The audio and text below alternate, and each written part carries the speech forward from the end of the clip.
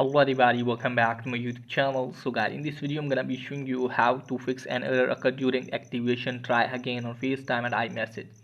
So guys, if you try to turn on iMessage and it's not working, or if you try to turn on FaceTime and it's not working, I'll show you how can you fix it. First of all, you have to close this page. From here guys, what you need to do is just simply have to open the settings.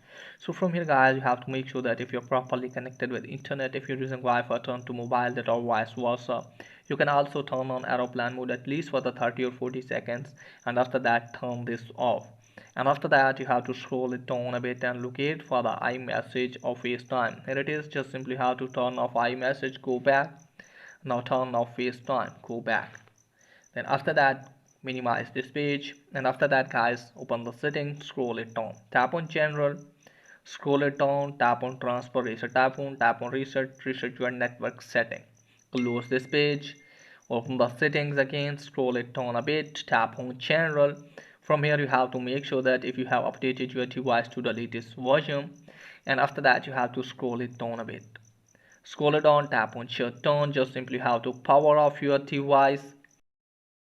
So after power off your device, turn it on again, open the settings, scroll it down.